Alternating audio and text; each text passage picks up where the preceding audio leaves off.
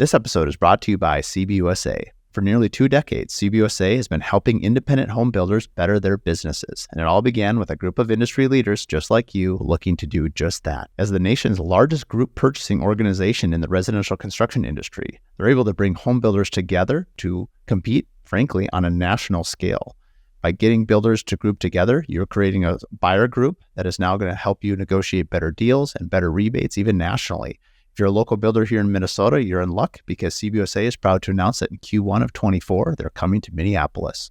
So if you'd like to know more about this journey and be part of the builders here that are going to have advantages being the first ones in, please reach out to Ryan Lipchek from CBUSA. You can also listen to his story on episode 26 of The Curious Builder. If you're here local in Minnesota and want to network with other builders, we have the Curious Builder Collective. You can head to our website to find out what that is all about. We have 3 more 3-hour sessions coming up this year. We're basically a small group that has a room for 10 more builders. We currently have 20. We're going to cap it at 30. This is a way to test your theories, learn from each other, and elevate your brand and your business. Head to thecuriousbuilderpodcast.com to find out more about the Curious Builder Collective. Today on the Curious Builder Podcast, we have Steve Yoch. He'd come on previously in episode 11 as the dirt lawyer, and what a great episode this one turned out to be. This one was called The Crazed Homeowner, and really we focused entirely on the episode about what to do when you're in conflict with a very troubled or difficult client. So if you're in for some good laughs, maybe some that are too close to home, you're going to want to listen to this all the way through. Without further ado, here is Stephen Yoch.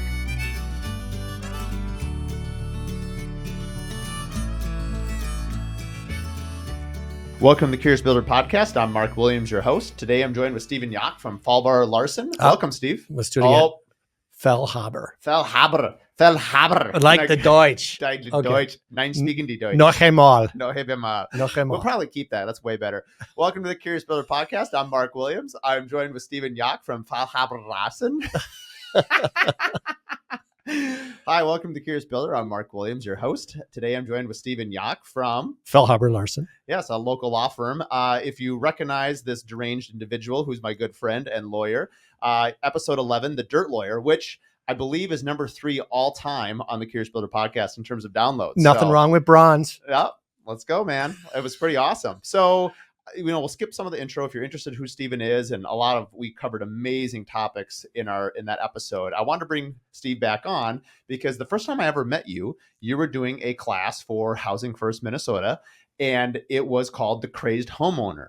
And lately with my peer groups, the Builder 20s, just talking to other builders, everybody has 1 or 2 crazy homeowner stories. And obviously you being my personal lawyer, you know all of mine. But I thought it'd just be really helpful and cathartic for the builders at large to hear some other stories, talk about how you navigate and deal with this. So it's a big topic, and maybe we'll start with just a good old story because everyone kind of gets hooked with a good story. So what are your favorite stories over the years that you've sort of encountered with some of these crazy homeowner situations? Well, first of all, thanks for having me on again. Yeah. It's great being with you. First of all, you're not, like you said, you're not alone.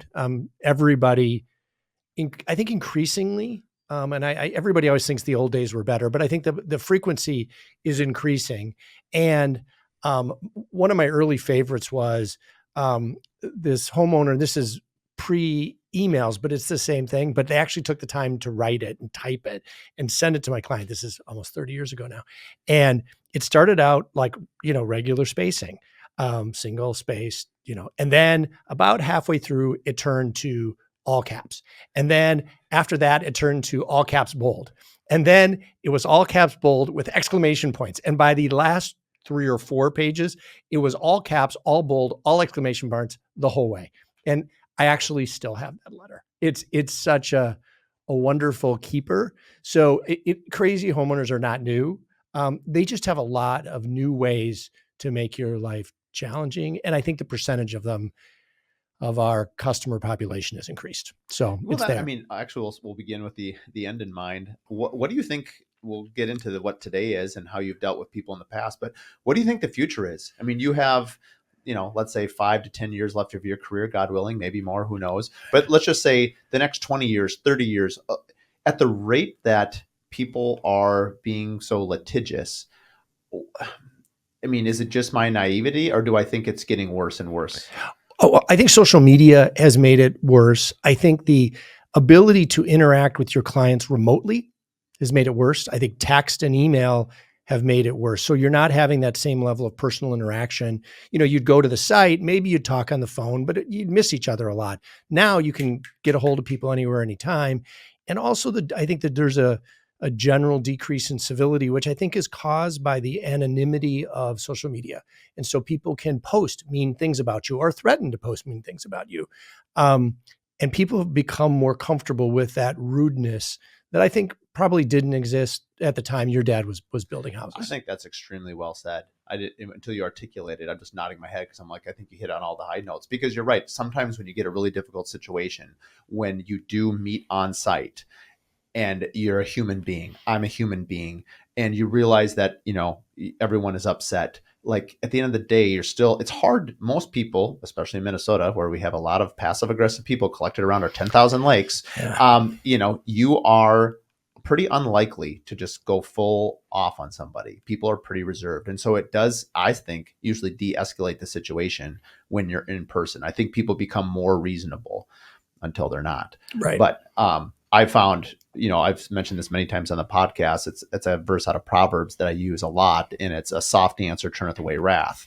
And I often think about going into a difficult situation, and regardless if I'm right or wrong, you've taught me this a little bit too, of just acknowledge the feelings. And I'm sorry about where we are right now. Which is true. Right. Whether I agree with him or not, that's not the point. Like, nobody wants to be in that really contentious, difficult situation. And so just acknowledging it, like, this is uncomfortable. Like, it's affecting my personal life, my mental health. I hear my clients all the time talk about, their mental health and how, in certain situations where it affects them, and it affects both parties, because both people usually are conscientious, and usually these things kind of, at least in my experience, have sort of tailed apart at the end. And so you've built a couple of years of relationship with these people. So it's not like you just met someone out of the blue. It seems to be like a slow boil until the pot just sort of blows the lid off. Yeah, I think the personal thing is really important. And there's some maybe builders and people who are not good at it. But if you're a successful builder, you have good interpersonal skills. You have a high social intelligence quotient and the ability to go and sit down with them. And by the way, I do think this is important. A lot of lawyers might not agree with me, but I think it's important if you've screwed up in some way, things haven't gone right, even what you just said, I'm sorry, you're unhappy about what's going on right now.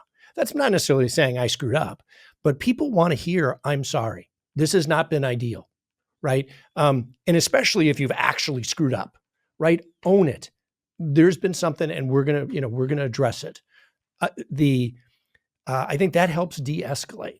Right. And, but there is a downside to meeting in person, what you and I have talked about, which is it is legal in Minnesota to record the conversation. So they can be sitting there with their iPhone, as we all have. It could be face down on the table. It seems innocuous, like yours is right now.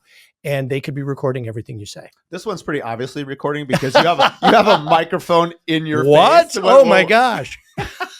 But that takes me to the other half of meeting in person and also interacting with these homeowners generally, which is you as a builder are held to a higher standard, right? This relates to their hearth and home.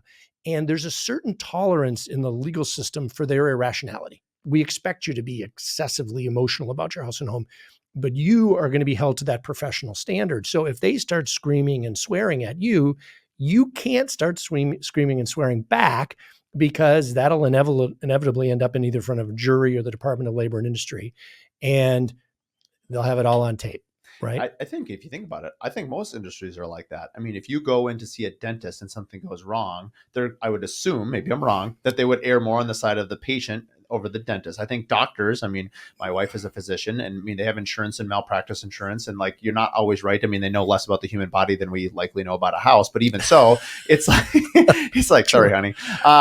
So ultimately I feel like, would you agree that most times a professional obviously is held to a higher standard than the person buying or being serviced by the individual? Yes, but I would also say that in Minnesota, we have a special place in our heart for builders. The Department of Labor and Industry is very focused on builders more than a lot of departments in other states. We also have a higher statutory requirements on builders than, say, I'm also licensed in Wisconsin. And there they do not have Section 327A, which is the 1-2-10 warranty that your listeners are familiar with. So we are as I say we because I'm so connected with builders, I'm not a homeowner guy. We are held to a higher standard of behavior and performance. Doctors are, lawyers are, other professionals are, but that's the one thing builders need to understand. In Minnesota, you're a professional, just like a lawyer, just like a doctor, just like a dentist. You are a licensed professional that the state is going to hold accountable. Mm-hmm. And you got to remember that all the time. I think what's interesting, I mean, think of, how many years did you go to law school? 3. Okay. A doctor goes, let's say 8 years. A dentist goes, I don't know, 4 years. Most builders get their license in a couple weeks. Yeah. Now they learn it through the school of hard knocks a variety of ways, but I feel like there's an education component in being armed for some of the stuff that usually life teaches you. I mean, most of the things I've learned in 20 years, I have paid for this podcast a million times over with just life experiences. And I'm by no means an expert, but I've told you this before because you're on the other side of my phone calls, but I have learned more about the legal system and the insurance system over the last 5 years than the previous 40 years of my life. Yeah. I mean, and that, by the way, you're not alone, right? I mean, everybody, it's a little bit of a ticking time bomb. You say, well, I've been doing this 15 years and I haven't had a problem. Well, it's going to catch up with you. You do. Right? Because eventually you're going to run into our topic today, the crazed homeowner, for even if you're doing good work, or if a little something goes wrong and they overreact, right? They are going to make your life hell. I mean, I don't know what that's the legal term. Well, and before we get into it, I've mentioned this recently. It's been a common theme about having, 5 or 6 close confidants on your, let's call it your business team. And, a couple of weeks ago, we had our banker and I argued that, you should be reaching out to your banker probably once a quarter, have regular meetings. Don't just call them when you need money. I think lawyers are on your inner team. You and I happen to talk a lot because we share personal interests outside of even business interests, but we have a lot to talk about in general. A coach, financial planner, an insurance agent, as you brought up, and a peer group. Right? These people are part of your team. And I feel like it's a detriment to any business owner if you only call them when you need them. And how would you, obviously, how do you combat, not the, what's the right word? Combating just the thought that every time, I think some people think every time I call a lawyer, you get paid by the hour. And so people are resistant to call when they need. It's like, unless I'm bleeding, gushing out of my artery, I'm not calling someone. I can fix it myself. How does the lawyer profession sort of maybe combat that? Because everyone would be far better off with some ounces of prevention here. Well, I think there's 2 things. I think it's like preventive maintenance. It's like you can go to your dentist when your gums are bleeding and your teeth are falling out, or you can go for the regular cleaning and everything else. It's not really that different in the law business. I mean, with the good, smart clients, I haven't looked at my contract for a while, or I've got this difficult thing, or I've got this weird contract, or I just got sent an example that I think I talked to you about one time is I got a builder client who had received a completely marked up version of their construction contract from this potential customer. She was blind. Her father was on the Minnesota Supreme Court, and he had changed like every single word. And I said to my client, and he's a guy who called me regularly, I'm like, don't take the case. Don't take the project, right? Because he's going to spend the entire project looking over his shoulder to protect his daughter. And, oh, by the way, if you get in a fight with him, this is a person in the top of the legal system. I'm not implying the legal system would have been unfair to him, but he would have been comfortable fighting in it. And sometimes the best customers are the ones you walk away from. And those decisions and that kind of counseling, by the way, we were curious and there was later litigation with the next builder. That sort of experience is the discussions that you should have that are productive, that are the preventive maintenance part of it. But some people don't want to incur the expense. I understand that. Lawyers are expensive. It's expensive to go to the dentist. And by the way, probably a good analogy between having to go to the dentist and having to go to a lawyer. So, well, I just heard something in the regarding around your fitness. Someone had mentioned it's expensive to be healthy, and I think they're talking about saunas and cold therapy and a gym membership. And someone that I was running with said, "You think that's expensive? What is the cost of being sick?"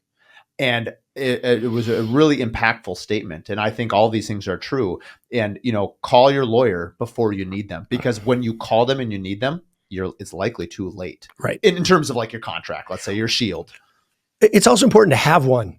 You should have someone who, when you're in the stink, you're not suddenly going, golly, I got to find a lawyer, a new one, right? I don't have a lawyer, right? You should have someone just like a banker, just like an insurance person, an accountant, someone with whom you have an ongoing relationship so that you know when the going gets tough, you have a relationship with someone who's going to be there for you. Because you might, by the way, you might go to that new lawyer and you don't like him. Well, and it turns out that not every lawyer is as good as Steve Yoch. And no, seriously, this is a funny story because it's like, I was thinking like, I have been pretty lucky. I've had 2 lawyers in my career. You know, you're Tim Hassett and you, that's it. And so I basically have like 2 Game 7 starting pitchers. Like it's not everyone, Frank Viola in Game 7 of the World Series, 87 and 91. Shout out to the Twins. And my point is I ran into a lawyer recently. And I'm not kidding you. The bar is so low, pun perfectly intended for this person. And I'm like, they don't call me back for weeks. Yeah. They don't return emails. And I'm like, the lawyer gets paid by the phone call. I can't get a hold of them. I've called them like, I've told you about this person. And it's like, the point is like, you have done such a good job of setting the bar so high that I just thought your entire industry was that high. Turns out it's not. I like to talk to people. So if I get a call it is a great, and if they don't return your call if you don't hear from either them or their assistant within 24 hours, there's something wrong, right? You should be. And now, by the way, if they have a bounce back that says I'm in Bolivia on vacation, but they should have a bounce back that says I'm in Bolivia. You know me, I went to England for some soccer this spring and I had a bounce back. Professional. Yeah. So let's talk a little bit. You alluded to it just briefly about, the little voice, and I call them red flags, and identifying your ideal clients, but also red flags to avoid for builders out there. Tell us a little bit about maybe some stories you've heard, or what are some things that you would attribute because you're reviewing contracts on the front end. What are some red flags that builders and remodelers, or really any business owner, should be aware of, or be looking for that, like, what, that's likely going to lead to a future issue, or if not, you at least address it and flesh it out because maybe it's a misunderstanding. Yeah. I mean, first of all, you call it your red flag. I call it my little voice. When you're talking to someone and they're hostile or combative at the early, which should be the honeymoon stage, that's a red flag, right? Or, the husband seems really nice or the wife's a psycho or vice versa. Right? Those various indications. It isn't someone marks up the contract, but it is if someone marks up every single line of the contract. It's all those things that go, Now that doesn't mean it was a very rare situation where I said to my wonderful client, don't take the deal. It's a bad deal. Unfortunately, listen to me. But sometimes it's like, then you need to go eyes wide open, and then you need to be really documenting the relationship. And those listening to your little voice, I think, saves you a lot of trouble. And again, sometimes the best customer you have is the one you didn't take. We had a situation that he was a lawyer, and he had been 2 other builders had gone into his crosshairs, and he ended up being one of my best clients. And I think it was really interesting person, but I mean, he described himself as a grizzly bear, but I was under no illusions of who he was. And, but I treated him straight. I was honest. The 2 issues, the reason he fired his 2 previous builders is that they were dishonest. Well, there's nothing wrong with that. They were dishonest. And, but this guy had he even said the quote, he said, when you're a hammer, everything looks like a nail. And I knew, man, if I ever ran afoul of this guy, like it was over for me. It was TKO time. And we had one small issue that he was wrong on. And I told my guys, I don't care. We're taking care of it. It's for a couple grand. I said, I'm not even going there. Like, right. This is a guy that I remember one time, like, I'll take this to the Supreme Court, and he was fired up over it, right? But I'm like, doesn't matter, because when you're a hammer, everything's a nail. I'm like, nope, we don't want to be a nail. But he ended up being one of my favorite clients. This great personality. So to your point, but I was made aware of that early on, and I guess I got lucky that someone else was able to tip me off to be aware of it. Well, and to be careful, right? And then you document everything. You send a follow-up email as opposed to text. We can talk about both of us not liking text. You send a follow-up email. You make sure your subs are aware of what's going on. You have good agreements with your subs that are clear. All those sort of issues you got to do which you should be doing in every project. But if your little voice says, this is a 110% kind of project, then you really got to do that. Well, I think I have been kind of fascinated with this quote lately, which is boundaries create freedom. And I think that's for me personally, and I've talked a lot about it on the podcast about setting boundaries so you can have a life and things like that.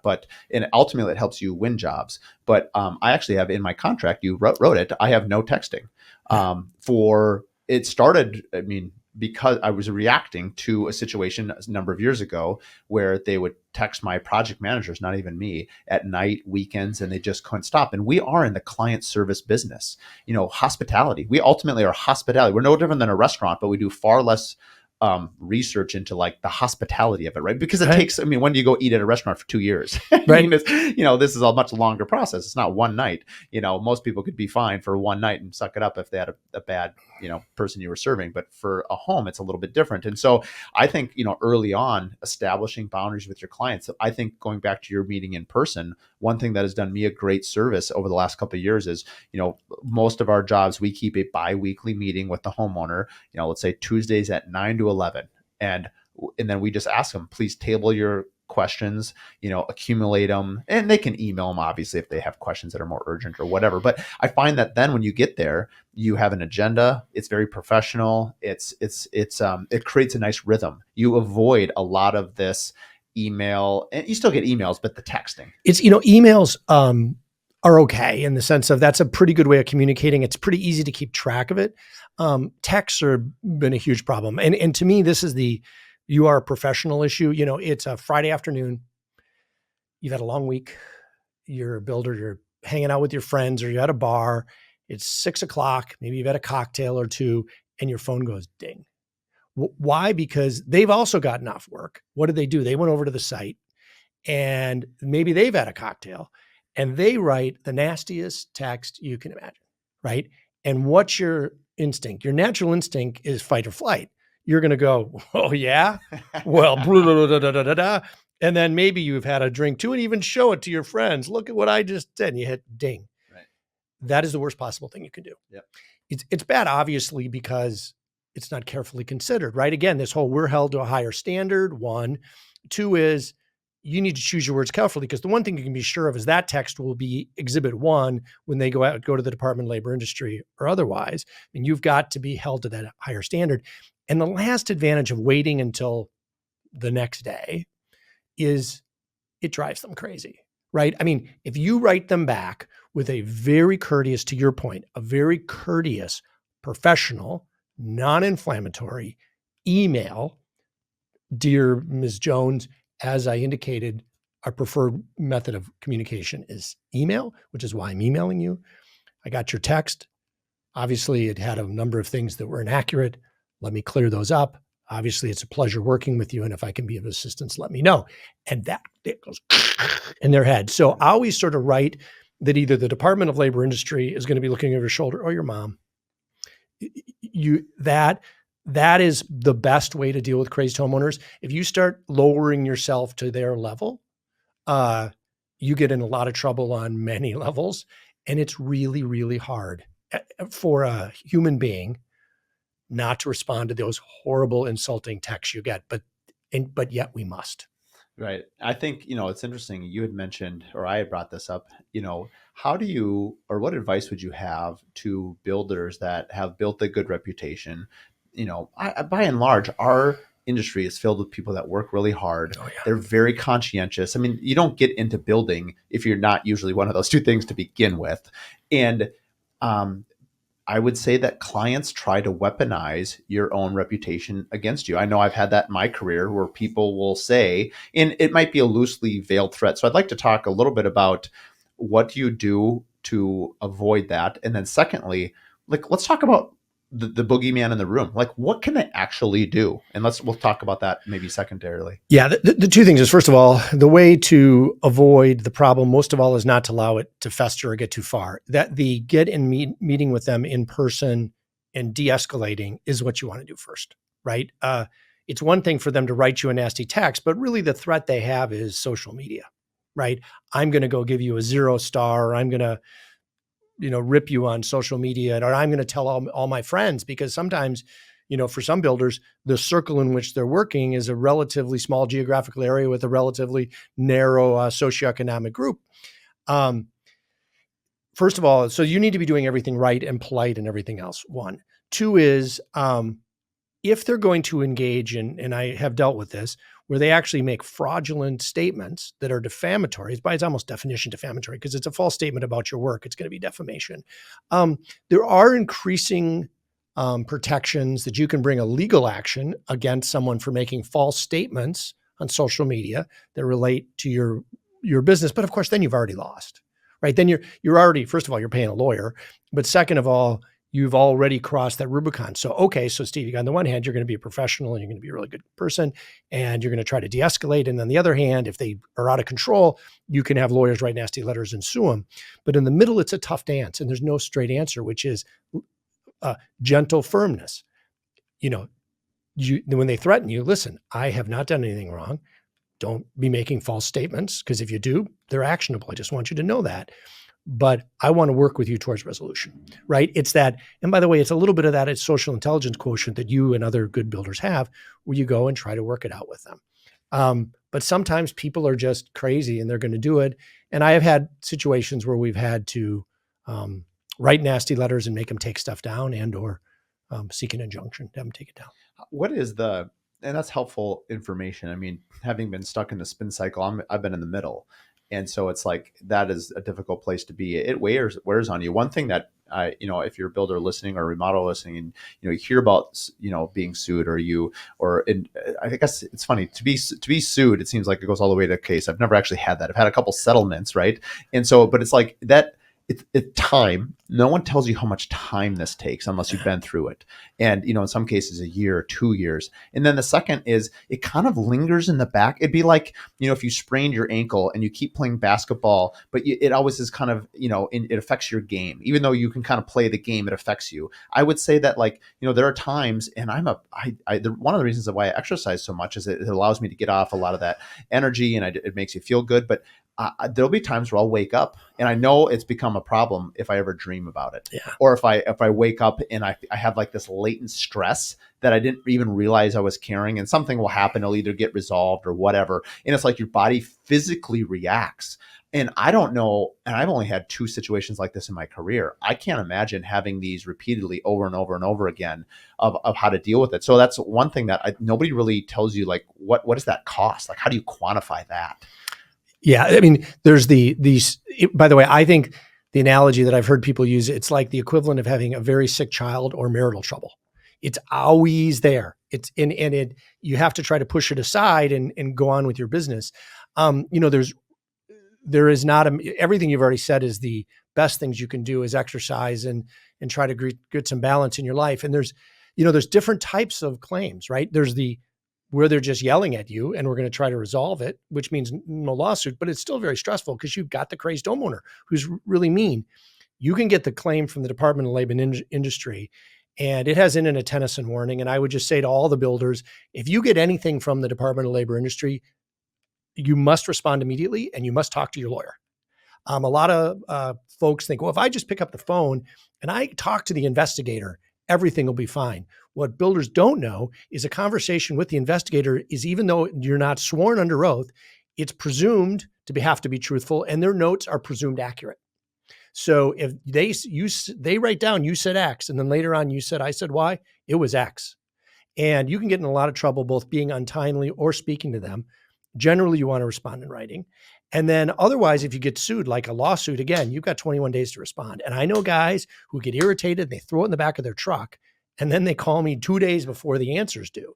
There's 2 things you need to be doing. Then you may have claims, a counterclaim against the homeowner. You may have claims against subs that you need to sue also as well. And you may need to notify your insurer.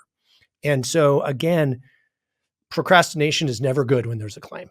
And by the way, that procrastination just causes you stress, because it's back to this thing that you were talking about. It's not like it goes away. The best way to deal with the problem is to deal with the problem. And so if and when you have any one of those kind of claims, grab the bull by the horn.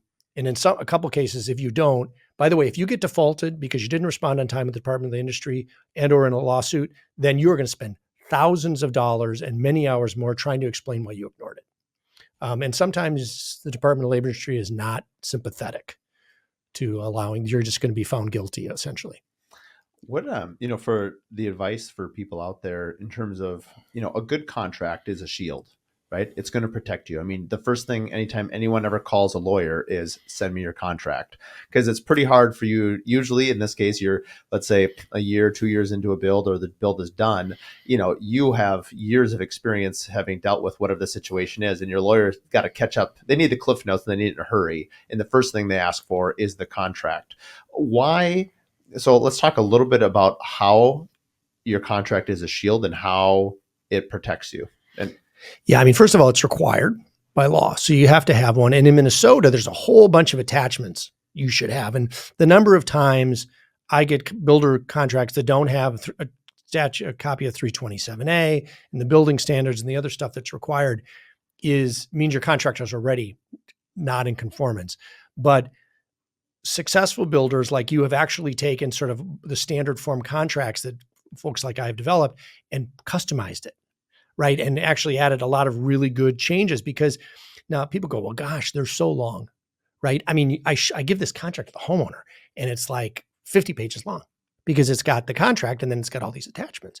And one of the things I think it's important for builders to say to the homeowner is, first of all, a lot of this is driven by statute. Most of the appendix are driven by statute. We have to give this to you. But second is, this is probably going to be the one of the biggest purchases you made, more expensive than a car.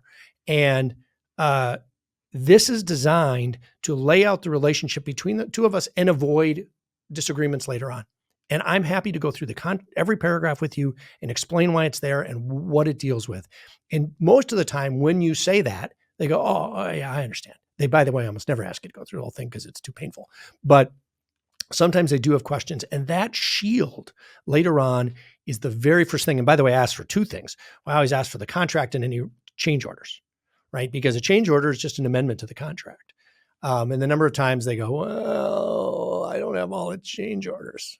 Well, that's required by law. I feel like in today's world with, systems like, Builder Trend or whatever online software you're using, it's never been easier for builders to track change orders. I can see why 20, 30 years ago, even before Excel, when you were doing everything by a paper copy, oh man, I can see, you hear the horror stories where people, clients would show up at a closing and the builder would finally get all their accounting done, lay a huge stack. I mean, I'd be outraged too if I was the homeowner. And it's just a bad system. I feel like, some of the negatives of social media we've talked about, but some of the pros is we have tools to track a lot of this so that this should not be an issue. And if you don't think that you're in a digital world anymore and you're a builder and you just have a hammer, you need to wake up and smell the coffee, because it doesn't have to be difficult. It doesn't have to be super elaborate. It will help you. It will actually take down your stress level. This episode is brought to you by Adaptive, the software for builders that automates draws, budgets, and bookkeeping with AI. For over a year now, I've been partnered with Adaptive, and they've just been an amazing game changer in terms of efficiency in our time and all our bookkeeping. From the time we get an invoice, we import it into their system. The AI codes it, cost codes it, job codes it. All we have to do is review it, pass it through the people internally in the office, all digitally, and then it gets approved and paid all via ACH. It's becoming extremely fast and saving us countless hours a day and a week. When it comes to draws, all of our budgets now are set in Adaptive as well. So now when we cost code against the draws, we can do our change orders, and then with a click of a button, we can submit these draws to our title companies or to our homeowners for faster payment. If you're looking to save time, and if you're looking to be accurate, I highly recommend Adaptive. Additionally, if you'd like to listen to one of their founders share the story of Adaptive, you can listen to episode number 15 on the Curious Builder Podcast. This episode is brought to you by Pella Northland.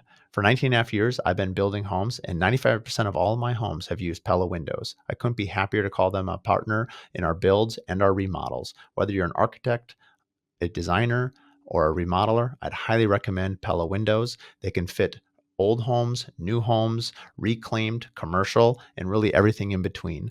Pella is a company that we trust and that we recommend to our clients. Additionally, in management, Peter and Ed have just been absolute fantastic people to work with, as well as mentors to me personally. So when it comes time to look for a window, I'd highly recommend Pella windows.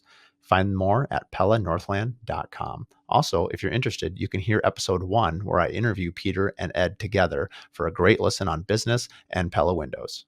Well, I'm smiling because not everybody's like you. Thank God, because I don't think I'd have a job then. There are a lot of builders who don't. But it didn't seem to help me. Right. Well, it actually has more than you think. A lot of builders don't do that.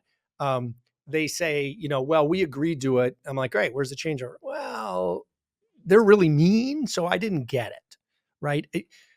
Again, the meaner they are, the more you need it, right? And you need that clear expectation with each other. I mean, I make mistakes all the time. We're dealing with one right now where the client asked me to make the home when we were bidding it is least expensive as possible to meet their budgetary goals. And it was slightly different than the plan that we sent out. We sat down at the table and I said, this bid for, the siding was done different than the plan to save you money. Great. Awesome. 6 months go by. It started installing the siding on the plan according to how we verbally agreed it. That was my mistake. I fully acknowledge that because we could not find any paper trail. I looked and it turns out they're like, no, we want it vertically run, not horizontally. And we will pay for any material changes because it's a cost plus contract, but we will not pay for the $2,000 of material that's already on there. That's on you. That's going to be a tough one because they're wrong, but I also don't have a way of really proving it. It's a memory thing. And I'm probably just going to go to them and say, this is the conversation we had. They're really nice people. So This is not a contentious situation. It's going to not be a problem. And I'm just going to say, I'll probably just say, this is what happened. This is why I did. I was trying to save you money. Here's where we're at. What do you think is fair? And I'll see what they say. And if they still disagree, then I'll probably say, tell you what, I'll split it. I mean, a client a long time ago, I still remember, man, some of these memories are so vivid. It was 2013 and I built this home and it was, I still am a little upset. I didn't have Steve as my lawyer then, but the driveway for the city, they wanted to be extra wide for, if it was like, I forget that, if it was like 200 feet long, it had to have a hammerhead turn for a fire truck.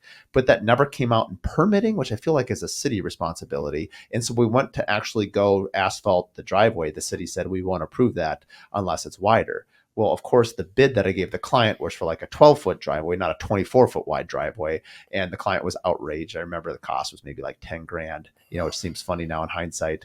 And I just said, you know what? I can't know something that I can't know. I mean, You don't know what you don't know. But I said, tell you what, I will split it with you. Is that fair? And he was like, yes. And I've often found that one example has paid huge dividends in other examples. And of course, the client has to be genuine. They can't just say, hey, I'm building their house. I think sometimes a client forgets that, you get to live in the house. And you get the benefit of the bigger driveway. Yeah. Well, not that example aside, like I'm building you, let's say, a beautiful home. A couple of years from now, you're going to sell that house and make a ton of money. Right. Are you going to give me half of the appreciation back? Because I'll sign up for that all day long. Right. Anyway, sometimes we have to remind the client that, this is your house. I'm building it for you. I don't get to live here.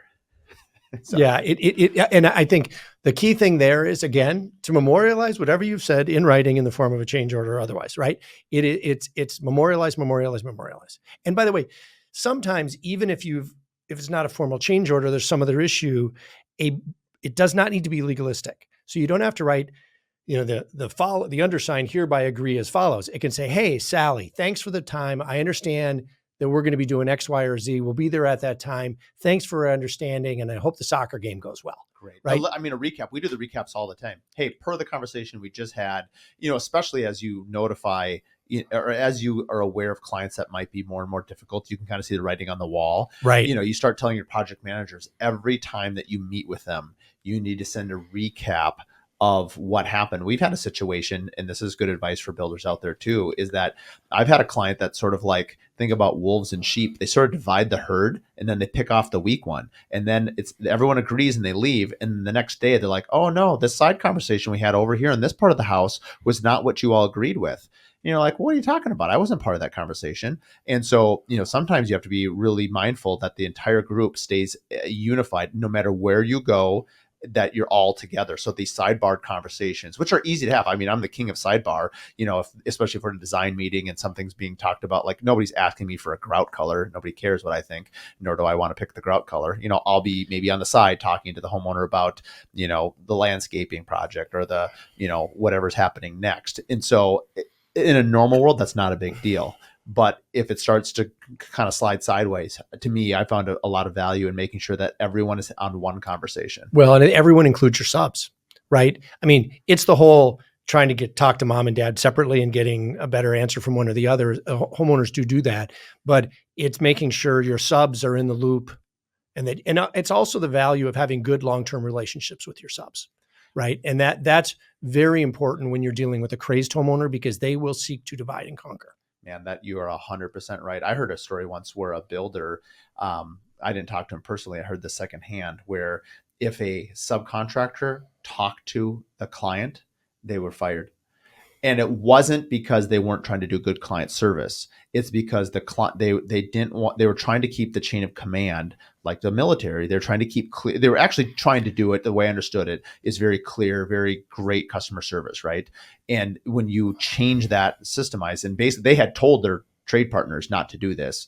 And I'm not sure I would personally agree with that, but I thought that was an interesting extreme version of it. But in your contracts, you have a provision that says, I, as general contractor, control and provide direction to the subcontractors. You don't, right? And so if they come in and say, I want, gold colored tile or a black toilet, that's through you, not through them.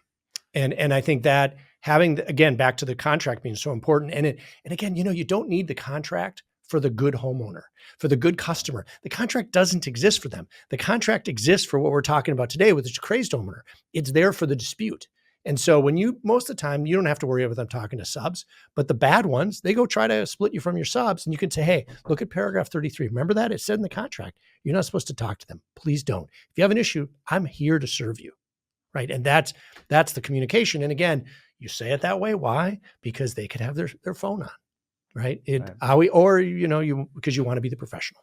And I think you're right. I think it's hard too. We've had situations where, homeowners live right next to the home that we're building, or they're there all the time. And, they're, constantly engaging, which in a normal world is wonderful. It leads to this really cool relationship. I've had way more positive stories than negative stories, but this isn't the positive homeowner story. This is the Crazed Homeowner podcast. They're there to seek information, to divide, they've either lost trust, or they're simply trying to, let's say this tile guy, this poor tile guy, he's there doing his job. He just, in some, not every trade partner wants to engage. Not everyone is real bubbly and outgoing. They might be a master craftsman, right, but they kind of like to be, I'm thinking one in particular, I won't share his name, but he likes to zero in on his work, and you can tell he does not want to be disrupted. Well, if you go up to him and you start challenging him that's not his job. He's not comfortable. You've now made him extremely uncomfortable. I feel actually very protective of that individual. And I would be very upset if, I saw someone taking advantage of this individual specifically. Hey, would you be willing to do this? I have this one little thing. Can you go and do that? Right. And by the way, much more common in the remodeling environment when the homeowners are still in the house. Right, which you try to avoid that, but sometimes the nature of the smaller projects, the homeowner's there, and then they go, "Hey, we just repaint that wall because I don't like the way that looks." And they say that to the painter, right? Well, he doesn't or she doesn't know if they should do it. They're just trying to do a good job, or there might be a language barrier, right, or whatever it is. We've actually been lucky. I do think, actually, this is a good question for you, Steve. Do you think that remodel clients are different than new home clients? And I'll give you my answer after what I think about it in terms of their personality and the likelihood of there being issues. Have you noticed any difference between the two subgroups? Well, for a lot of builders, they start out as remodelers and become home builders. So they start out. So in my experience, there are a certain group of the entry level remodelers, and they're learning, to your school, the School of Hard Knocks, they're learning stuff. And then ultimately they get to bigger and bigger remodels, and then they start doing major remodels and new homes. So I found remodel, and then that's the entry level. The really experienced remodelers, they're very much like the experienced builder. But I see more entry level remodelers. I don't see as many entry level builders because most of the time they've already been doing stuff enough that they're moving along. So for me, that's the difference. Interesting. You took that question totally different, which I sort of appreciate that answer. I'm talking about the clients.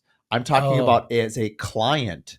If you're a client getting a remodel done on your home versus someone who is having a builder build a new home, you put yourself in the client's point of view. Have you observed differences between their mindsets? It depends on the size and nature of the project. So if it's a redo a bathroom while the people are still living there, they tend to recognize that's a smaller project. They're less contentious generally. If they're doing a major remodel, they got to move out of the house. it's much like the homeowner because they've had to figure out a place to live. They've had to get out of the house. They've been, in some ways, it's almost worse because they have been removed from their home and they want to get back, where the new home person never lived there in the first place. Everybody's out into date of substantial completion. But that moving them out so that they can do the thing is very, very stressful, time sensitive. Any delay with them, they go crazy. Even more than the new home, because usually you Mirandize them a little bit and warned them that it's going to take a while. I would agree with that assessment 100%. Where I was coming at this question is, and this might just be my own experience, I feel like people that have their home remodeled that we have remodeled for are, and this isn't to take anything away from my wonderful new clients, but I'm thinking just as a whole, like when you build a new home, you think it's going to be perfect. You think it's going to be amazing. And it is. And it is all those things. I obviously dispel the word perfect right away because there's nothing perfect. But the it's their dream home. It's all these aspirations into a home. When you remodel a home, I often joke with my clients, like even a bad remodeler, it's going to be better than what's here now. True. And so I feel like the level of expectations are not nearly as high in a remodel. And we do an amazing job remodeling. That's just been my experience. I feel like the temperature setting on these clients is like emotional RPM gauge, for lack of a better description, is just runs at a lower threshold. They don't get as worked up about stuff. They seem more approachable, except for the one topic, which is timeline. Yeah. That is the one thing that obviously, and I would be too. I mean, and that's why we try so hard to get them out of the home to remodel it. We're actually trying to get into a project right now, and they are going to live in it. And it's an addition, so most of the house is untouched. But it's always one of those things you explain to people on the front end. Like there will be days where people aren't working here, and I'm just letting you know ahead of time. And no matter how many times you tell them that, guess what happens? Someone isn't there, they notice, or 2 days go by, or whatever, a gap in a schedule. And again, this is where it goes back to, I think communication is so paramount with your project managers. They're going to forget what I told them, what I just said. But if your project manager is saying on a Friday, hey, next Monday and Tuesday, nobody is going to be here. Now you've controlled the message. You are telling them, no big deal. If they have to seek out information from you, right, it becomes a totally different scenario. 100%. Yeah. Yeah. The other big thing when you're dealing with these homeowners that you're having trouble, the crazed homeowner, and they say there's a problem. We've talked about the problem, and first of all, owning it.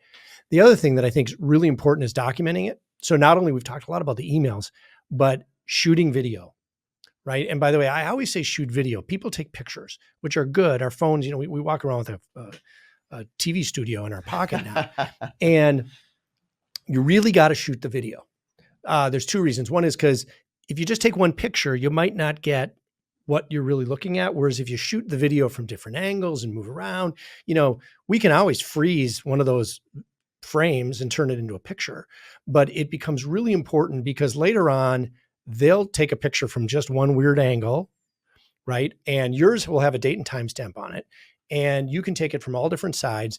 And the only other thing I would recommend is never talk. When you're shooting the video, you always will have the option, and you don't want to be there, but I've been there, where you then go to court 2 years later and you're showing the video and you're able to narrate it. I'm standing in the living room looking into the kitchen, and this is the wall that they said was bowed, and here's the concern. And now I'm pausing here. What do you see here, Mark? And then you're describing it. And the reason I say that is because one of my favorite cases years ago was this guy, the homeowner, really had this, he could not engage in any discussion without telling you what a religious and moral and Christian man he was, which it was great. A lot of people are, and that's fine. But he's one of these guys that mentions it every time. But then he shoots video of our work, and later was a jury trial. He shoots a video of our work, and he swears like a sailor. I mean, he's like, effing bad. This is the worst effing blah, blah, blah thing. It actually was impressive in some ways. And so I then later at jury trial showed the video, right? For the same reason, to show the video of the work that was done, but also then the jury got to realize the guy's kind of a hypocrite, right? Because of course in his direct examination with his lawyer, he made a point of letting us know what a religious guy he was. And the point is, one, you may say something stupid like he did. You might narrate it in a way that says something you might later regret. I hope none of our listeners would be quite as proficiently profane as this guy was. This guy sounds impressive. It was really pretty great. And it ended up being really great with the jury, but you're later going to have a chance to narrate it. So shoot video, keep the video, and take it from all different angles. Shoot it slowly, by the way. Don't jerk around with the camera. We all should know that now.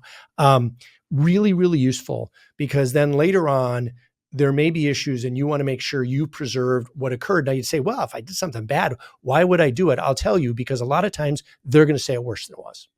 They're going to exaggerate how bad it is. And you can show that it really wasn't that big of a deal and you can fix it. Or even if it was a big deal, you want to preserve truth. Nobody wants to be lying.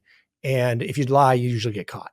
That's good advice. It's funny though, in today's social world, I mean, there's not a video I take where I'm not narrating the videos, right? Because it's all for social media. I know, especially this is, I laughed so much I banged into the mic. I know this is especially hard for you. You shooting video without talking would just, I think your head would explode. I'll have to get my project manager does not like talking, so I'll have like a B-roll. He'll be my lawyer version of like the videos, and mine will be the marketing Fortunately, version. we've never had to do a jury trial together, and hopefully you never will. Right. But you would be a great narrator at trial, but no talking, which is just impossible for you. But you're going to have to do it. Not possible. We'll have 2 sets of videos.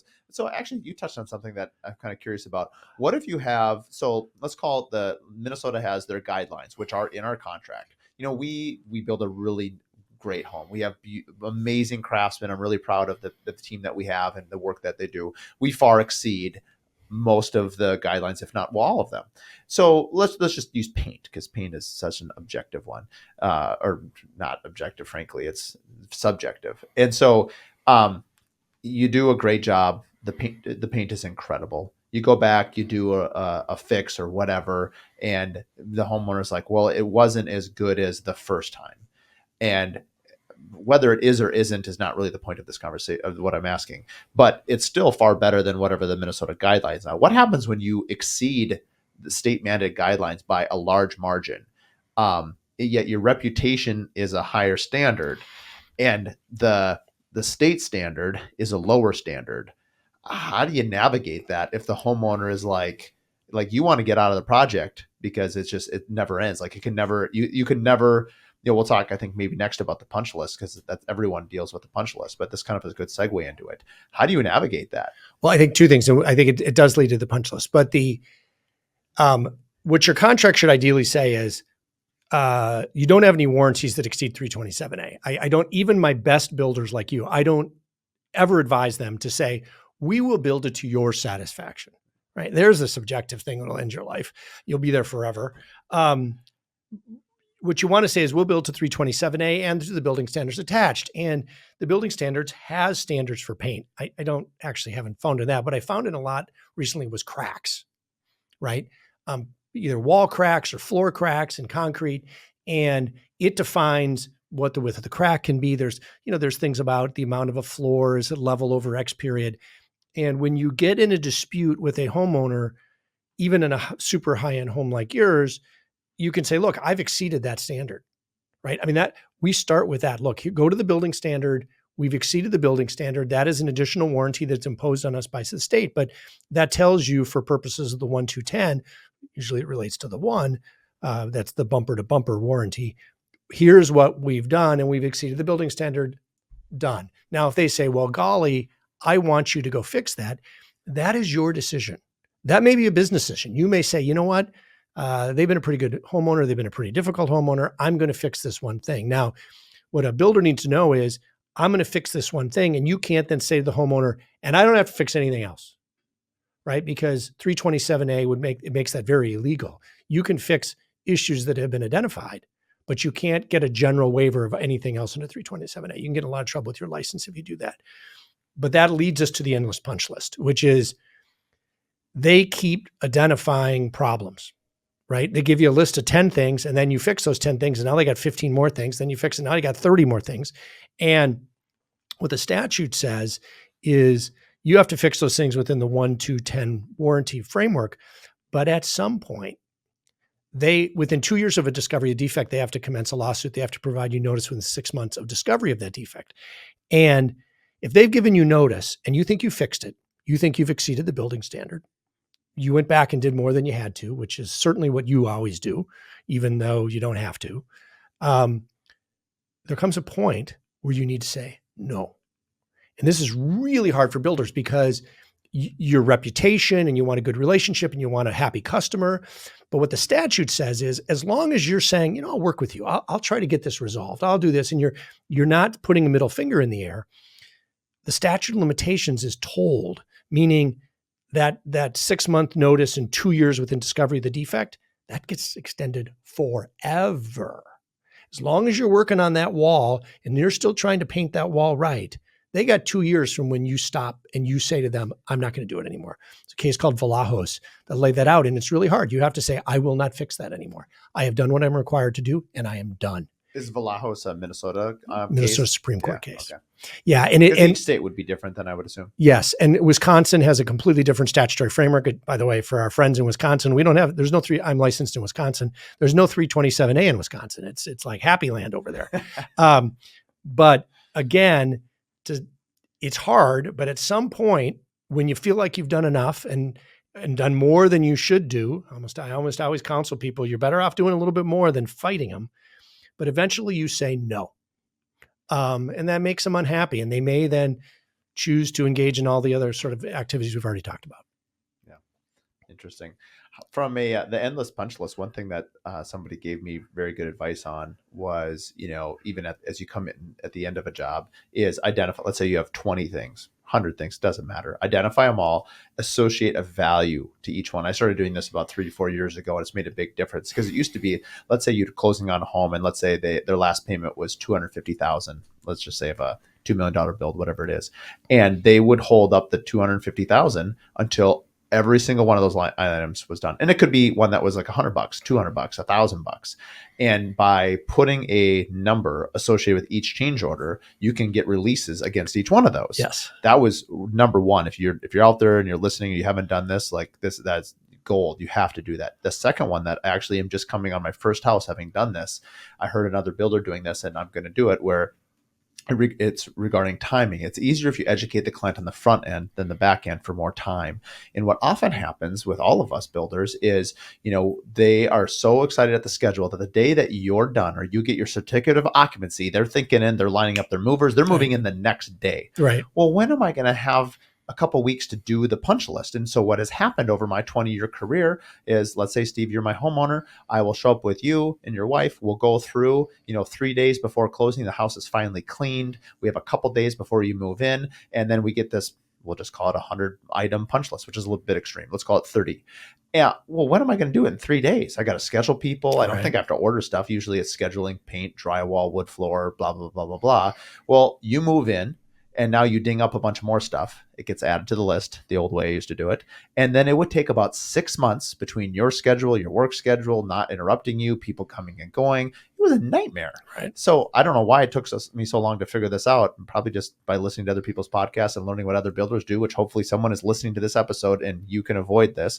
And now what we do is we say you can't move until 30 days after we have your CO.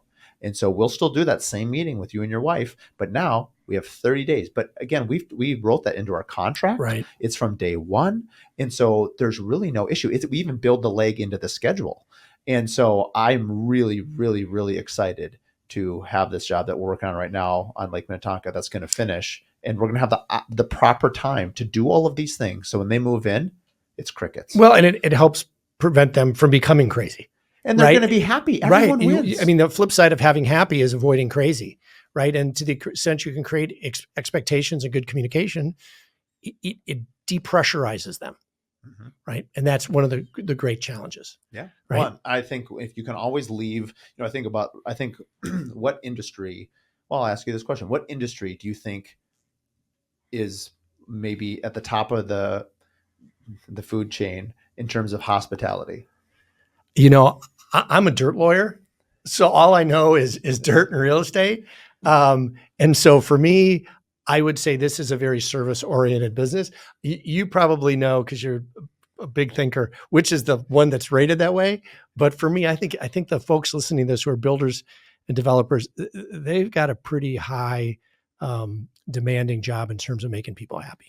I like your safe answer. Well, no, because I have no idea where I'm going with this. Is it be lawyers? I was laughing because I gave it away in where I was thinking, because of the food chain. It's the food industry, hospitality. When I think of hotels and I think of food. Sure. I just read this fascinating book called Unreasonable Hospitality. We won't have time to talk it all about in the next 4 minutes. But anyway, I guess the bottom line is I think we have a lot to learn from the hospitality. And I think about like the end of a nice restaurant, sometimes the chef will bring out like, hey, courtesy of the chef, here's a little mint or here's a little treat. And like where I'm going with this is years ago, my dad, who was a builder for 30 years, would often say, save a little something to give the client at the end to kind of leave the you've just gone for a year or 2-year build. Like try to leave it on a high note, because at the end of the time, even your best clients, they just want to move into their house. You've been there for 2 years.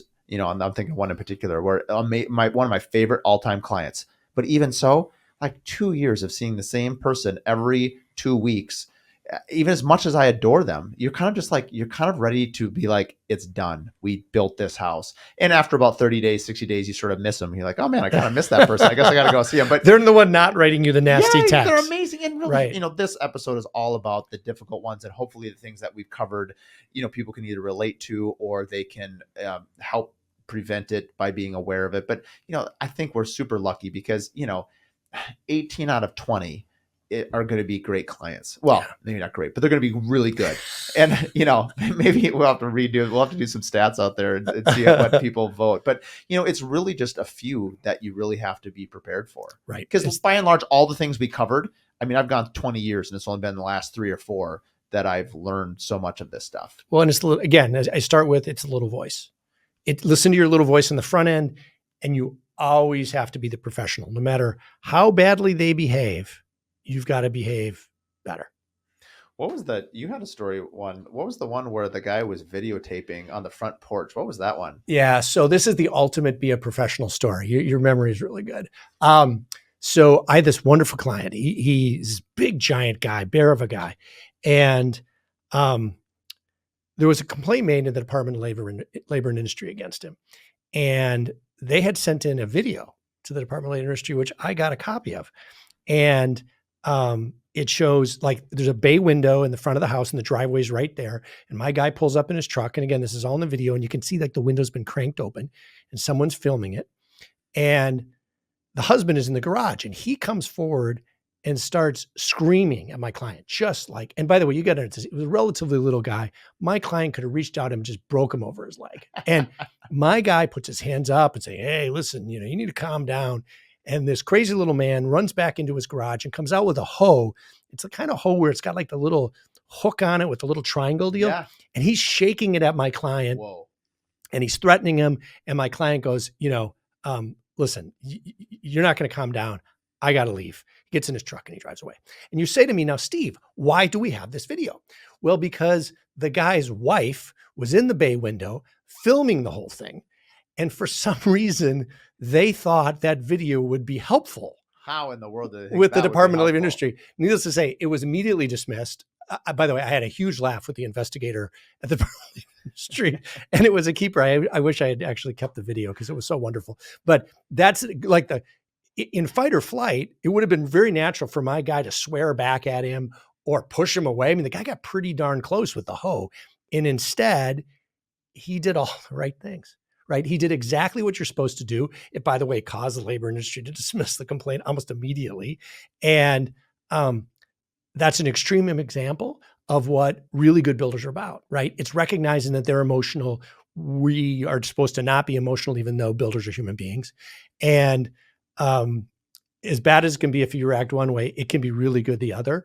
And he is a wonderful guy and just chuckled about the whole thing. And as it turned out, it all turned out. So it was my best crazed homeowner video. I mean, sometimes when they're extremely crazy, like in that situation, actually, I mean, it helps you. Oh yeah, no, that's what I mean. I think it's the moderate crazy that's difficult. It is. I mean, when you go super nuclear, it almost becomes laughable. No, that was laughable. It's over the top. It's the person that's written you a very, very detailed and quasi-rational email that is also irrational and unfair. That's the harder one. Mm-hmm. And that's the one where it's an email. It's not an abusive text. They're just being unreasonable and making your life really hard. Yeah. Appreciate you coming on again. At this point, we're just going to have it's an annual visit. Well, and I'm here dressed differently today. I know, I like it. Because I want to make a plug to our listeners. My wife is one of the founders of the women's Minnesota Aurora soccer team. They have a game this evening, and you and your daughter have been to games with me. I think we're going to the Father's Day game. We are. Yeah. And so anyway, it's they're a wonderful venue, wonderful sports, and I got my jersey on because I'm going right after this. Well, I'm excited. I like it.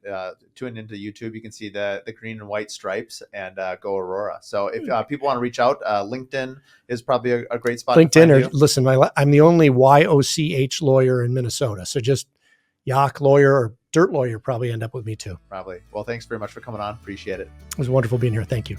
We are happy to announce that we have a one-to-one coaching session that can be found on our Curious Builder podcast platform. So you can book a time with me, and it'll be 1 hour to ask any sort of questions that you want, talk about business, talk about life, talk about scheduling. Maybe you're dealing with a difficult client and you just want to maybe shop with another builder and say, hey, how do I handle this? Or maybe you're looking to rebrand your company. Whatever it might be, you can head to our website and book a time, and I'd be happy to sit down and give you that hour, and we can talk about whatever's on your mind. We're excited to announce that we have partnered with Harnish Workwear. They're an amazing shirt company. I'm actually wearing it right now if you're on YouTube. Softest shirt I've ever had. Also the most durable. There's a reason these guys make shirts for workwear. If you head to our Curious Builder webpage under the merch channel, you'll see we have a limited time only of our pre-launch of the Curious Builder shirt. We also have our new monogram that's going to be on the back with a cool little custom tag. If you want to support the show, if you want to support what you're listening and small businesses, both for Harnish as well as the Curious Builder, please go there, buy a shirt, buy two, give one to one of your colleagues, maybe one of the tradesmen that you think might like the show, and you're supporting a small business and you're supporting this podcast. So I appreciate it. Thanks for listening to the Curious Builder podcast. If you like what you listen to, please give us a 5-star rating and write us a review. It really means a lot. It's a great way for us to just understand what you like about the podcast and what we can keep doing. So like and review, and please share with your friends and family. Find out more at curiousbuilderpodcast.com.